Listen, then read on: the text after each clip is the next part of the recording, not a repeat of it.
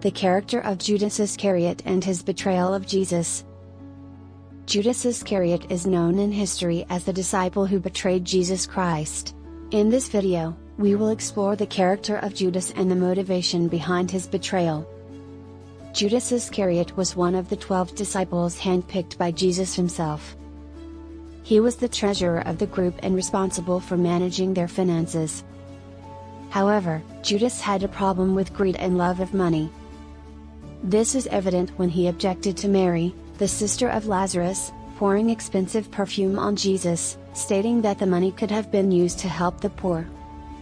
In the end, it was greed that led Judas to betray Jesus.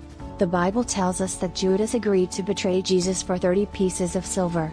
It is clear that Judas was more interested in money than in loyalty to Jesus.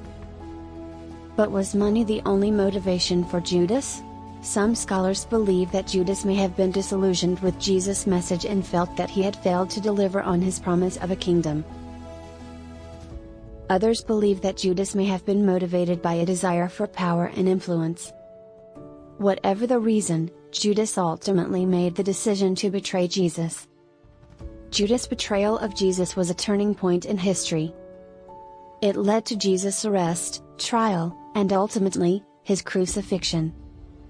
But despite Judas' actions, God's plan was still fulfilled.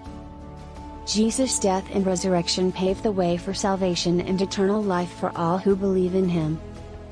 In conclusion, the character of Judas Iscariot teaches us about the dangers of greed and the importance of loyalty. Judas' betrayal of Jesus was a tragedy, but it ultimately led to the salvation of mankind. As we examine our own lives, let us strive to avoid the pitfalls of greed and remain loyal to the Lord.